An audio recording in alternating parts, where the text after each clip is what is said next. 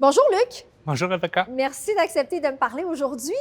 J'ai su que Robert Mercure, qui était le président directeur général du Palais, a quitté, mais là, vous avez une nouvelle présidente au CA. Donc, en quoi ça Ouais. consiste, le changement de gouvernance là, au Palais?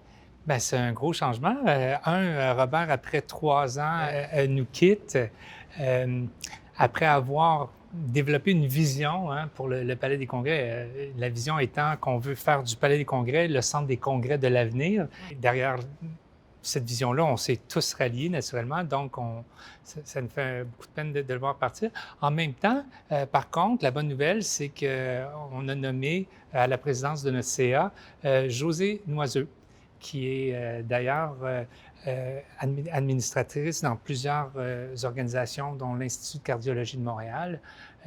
Et il se trouve qu'elle aime bien la vision, qu'elle aime bien le plan stratégique qui a été développé derrière cette vision-là. Donc, on devrait poursuivre là, dans cette direction-là encore un petit bout.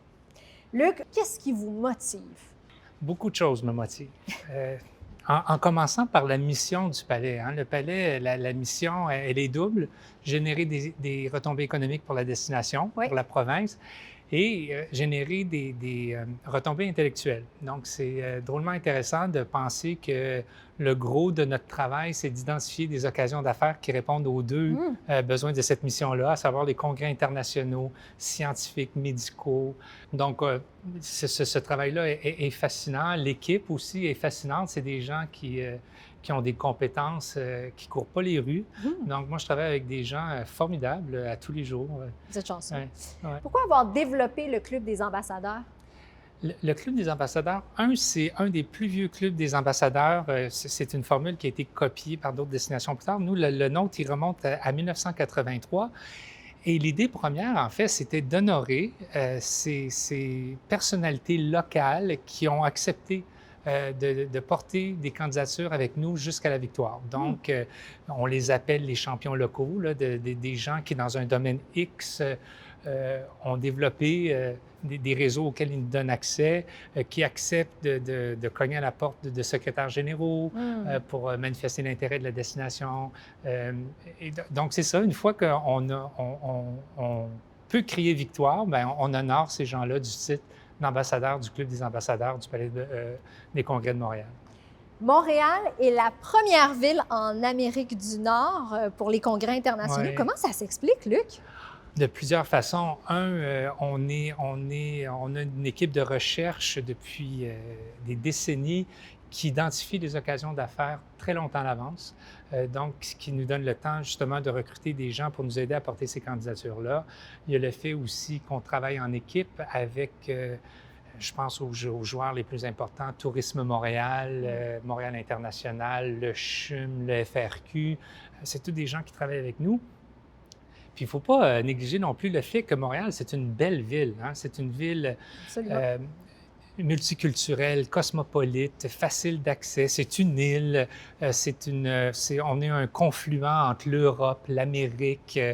Donc, ça nous donne un beau hedge de pouvoir mettre de l'avant une destination comme Montréal. Absolument. Ouais. Luc, avec tous les bouleversements qu'a occasionné la pandémie, comment le Palais a fait preuve de résilience? Oh, beaucoup de résilience. Mais, premièrement, le Palais des Congrès, ça a toujours été une équipe vers qui les gens se tournaient pour notre expertise dans le domaine des rencontres, des réunions, des congrès, tout ça. Et nous, on ne voulait pas perdre ce positionnement-là, si on veut. Donc, très rapidement, on a appris vitesse grand V, mais c'est quoi les plateformes, comment ça fonctionne, ça répond à quels besoins, etc., etc. On a également été les premiers dans l'industrie pratiquement à ouvrir des studios au Palais. On en a 7 maintenant studios. On a également l'avantage d'avoir autant d'espace avec les règles de distanciation. Nous, on a une vingtaine de salles présentement qui peuvent accueillir jusqu'à 100 personnes. Donc, oui, on est resté très présent et très pertinent. Donc, vous êtes adapté. Oui. Est-ce qu'on peut dire que le Palais est un agrégateur du savoir et des affaires? Oui. Oui, oui, parce que la tenue d'un événement international, un congrès international, souvent, là, c'est un levier, hein.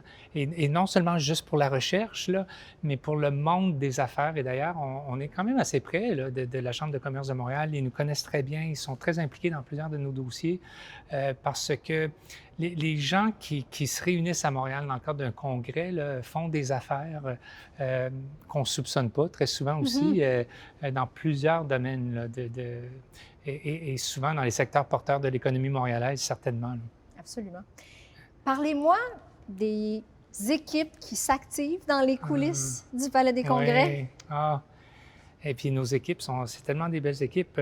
Au-delà des experts en vente marketing et les experts à la production là, qui maîtrisent la haute technologie, on a des équipes de plancher, des gens qui proviennent de tous les horizons, là, qui représentent facilement les 80 communautés culturelles de Montréal et qui donnent une saveur hein, à l'accueil. Qui est reconnu hein, partout pour être très chaleureux. Puis c'est une vitrine extraordinaire sur la ville, sans compter toute la créativité qui vient avec ça. Donc les équipes, ah oui, c'est un très, très bel aspect ça, du Palais des Congrès de Montréal. Comment vous envisagez l'avenir du Palais des Congrès de Montréal? Oh, l'avenir est florissant.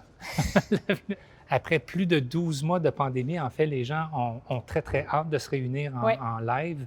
Et ça va être encore plus intéressant la tenue de congrès parce qu'au-delà des 2000, 3000, 4000 personnes qui convergeront hein, sur Montréal pour se réunir en personne, maintenant, avec toutes les nouvelles technologies qu'on maîtrise, on va pouvoir relier ces 2000, 3000, 4000 personnes-là au reste du monde. Hein?